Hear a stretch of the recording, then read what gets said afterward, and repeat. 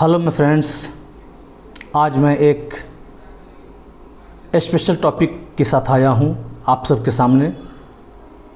जो आज का हमारा टॉपिक है, जो कहां पर एल साइलेंट होता है। अक्सर हम पढ़ने में गलतियां कर बैठते हैं। तो जो हमारे जो ग्रामर का रूल है, जो नियम है, वो कह रहा है जो एल कहाँ पर साइलेंट होता है, उसको लेकर के आज हम आए हैं। उसी टॉपिक के साथ आज मैं आया हूँ यहाँ पर आपके सामने, आपके बीच। तो चलते हैं उस टॉपिक की तरफ। जब किसी अंग्रेज़ी वर्ड के लास्ट में ALM एक साथ आते हैं तो उसमें एल साइलेंट होगा। मैं फिर से कह रहा हूँ मेरे दोस्तों, my friends, I am repeating कि जब किसी वर्ड के लास्ट में ALM एक साथ आते हैं तो उसमें एल साइलेंट होगा। जैसे बाम, BALM, बाम। बाम को हम समझते ही हैं, झंडू बाम मशहूर है, तो बाम वो बाम हो गया। तो इसका स्पेलिंग क्या है? BALM, balm. अब दूसरा वर्ड हम लेते हैं पाम, PALM, पाम। यहाँ पर भी एल साइलेंट है। इस पाम का मतलब होता है हथेली।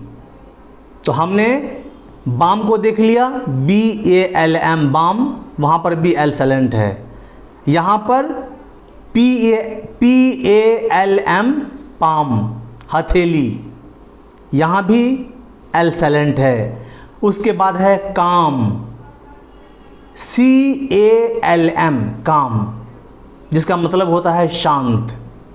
तो यहाँ पर भी एल साइलेंट है। तो मैं फिर से कह दूँ, जब किसी वर्ड के लास्ट में, गौर फरमाएंगे आप लोग, ध्यान देंगे, जब किसी वर्ड के लास्ट में ALM एक साथ आते हैं तो उसमें एल साइलेंट रहेगा। जैसे हमने कहा balm, BALM, balm, L silent है। PALM, पाम, हथेली, इसमें भी एल साइलेंट है, खामोश है।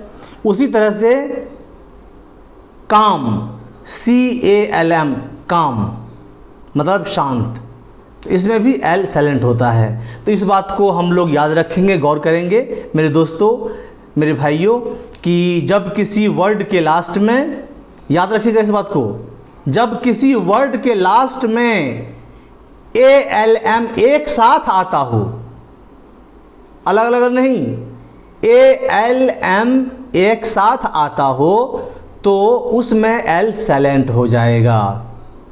तो चलिए दोस्तों, आज का यही टॉपिक है और इस टॉपिक पर आप लोग ध्यान देंगे बस, और अपने सेहत का ख्याल रखेंगे, तंदुरुस्त रहें और अपने सेहत का ख्याल रखेंगे।